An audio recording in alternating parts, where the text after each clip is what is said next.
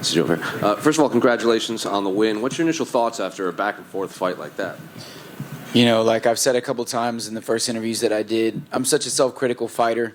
I expect so much from myself that if it's not a dominant performance, I automatically look at myself and my coaches and think that I lost. So as soon as the fight was over, I looked at my coach and said, I lost that fight. That's not the potential that I should be living up to. But, you know, as the minutes have passed, I think back to having big moments in the fight. I think back to, I feel like my shots were the more damaging ones. My dominant positions were the more dominant ones.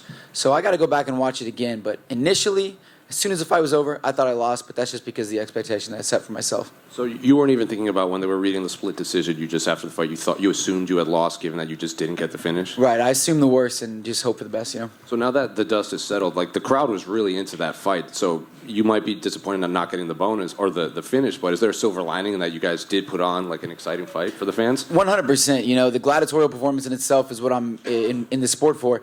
If nothing else, I'm going to bring exciting fights.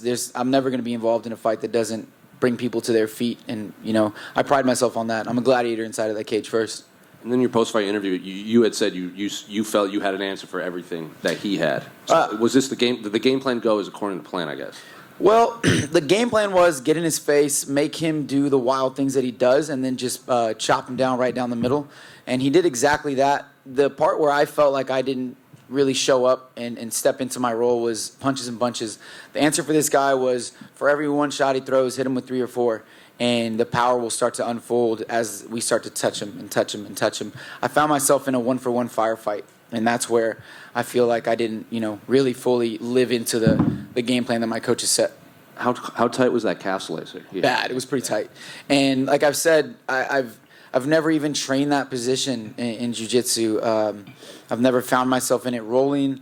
I've trained knee bar escapes, heel hook escapes, but calf slicer is such a specific spot to be in. And it was really tight. It was so tight. As a matter of fact, it was so tight that he wasn't doing anything, but just really, I mean, he was squeezing it, and I can feel his whole body flexing into it. So my thing was I started talking to Keith. I was like, yo, Keith, get me up, bro. He ain't doing nothing. But really, I was like, yo, Keith, help me out, dude. This hurts bad. So when you get stuck in a position like that you had never trained, is your body immediately just like, what is going on here? What is this pain I'm feeling? For sure. You know, I knew that his feet were locked, and there was no way to wiggle. There was no way to, like, maneuver out of it. And I know that if I moved too much, like, I felt like my tendons were on the line there, so I didn't want to try to explode my way out of it or wiggle my way out of it. So the best I could hope for was just scoop my hips from side to side a little bit and wait for him to maneuver with it. And sure enough, eventually he started to, I felt his kind of like his squeeze running out. So he started to like try to escape to get to mount, and then we found ourselves in a new position. Finally, is that the eye of Agamotto around your neck? 100%, man. It gives me the ability to see. Yep.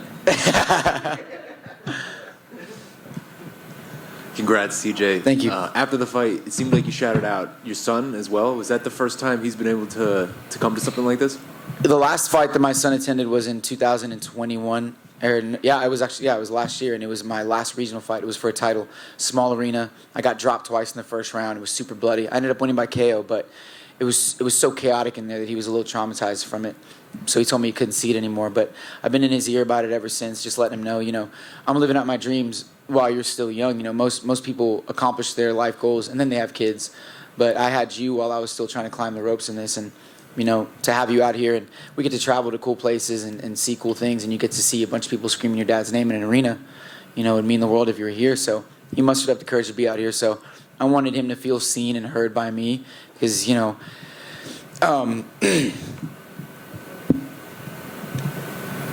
that's my push. So it felt really important to make sure that he knew that I saw him after. How old is he? He's 11. So he's old enough now, you know, he's aware, and he's such a sensitive kid. He's nothing. I mean, he's better than me, you know. So like he's heartfelt, and so to see me getting hit or just this whole environment, it's not necessarily his thing the way it is my thing, but I'm living out my dreams. And like I said, you know, someday you'll live out your dreams, and for now you just get to see me do it and just watch how I do it and then do it better. I mean, a sold-out arena. Yeah, right. That's a good start. From the regional championship fight, I mean, does that just make you proud to be able to show him something like this? Absolutely. You know, for me, I've always been a trailblazer in my own right. I've never, ever done anything that I don't want to do. I've always set out to do the craziest, wildest thing that I can imagine. And for me, it was fighting in front of thousands of people. And I want him to take my way of life and just multiply it. And so I can't wait to see what dreams unfold for him as he gets older. Last one. I mean, you got the first one out of the way, the first win in the UFC. What's next for you? You know, I got to heal up these bruises, talk to my coaches. I felt like I was in my element, but at the same time, I didn't feel like I was fully in my flow tonight, and I really want to find my flow next time I step into the octagon because my potential is so high. I am a world-class fighter. I am a champion-level fighter, and I just want to live up to that every single time that I step into the octagon. And today I just felt like I wasn't firing on all cylinders. The fighter in me is going to rise up to the occasion every single time. So if the technique fails, then the fighter will show up and make up for that, which is what happened tonight, you know. So my plan is to go back, reevaluate some things, heal up these bruises, and knock out this contract before the end of the year. I got 2 fights left, and I don't want the year to go by without finishing this contract out. I actually lied. One more. From here, it looks like it's pretty rough. How's the forehead feeling? It's not too bad. I mean, oh, wow. Yeah, it's a bit of a dent. What's going on here, dude? It's probably that spinning elbow, I guess. You know, I got a dramatic face. Let's put it that way, dude. I mean, like, I could bump my head on the wall. I could bump my head on the table right now. It'll bruise up. I'm a dramatic guy, so it's nothing. Hey, so is GSP. It's okay. Yeah, we'll be all right. It's proof that I was here. What's up, CJ? Congrats on the win. I'm over here. Oh, what's up, brother? You were an underdog in your last couple of fights. You're an underdog this and this. I don't know where they get the odds from. I was going to say, does that light a fire under you? Yeah. Added motivation? I mean, look, man, and this is no disrespect to Kleydson. None at all. He won his Contender Series fight against a guy that was 5-0. He drug him out to a decision, couldn't finish him. My Contender Series fight was a 41-second KO. My last loss was to O'Day Osborne, a fight in which was back and forth. I dominated the third round.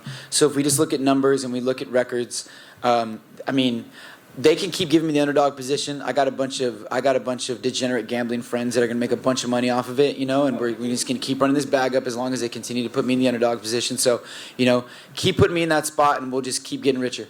That's awesome. And you took your opponent down right in front of your corner. How beneficial was that to have your coaches right there when you had top control instructing you?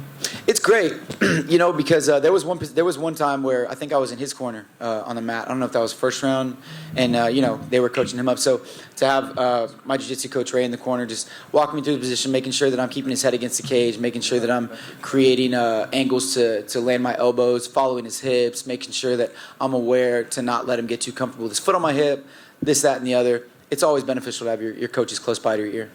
Thanks, man. Back to you, CJ. Thank you.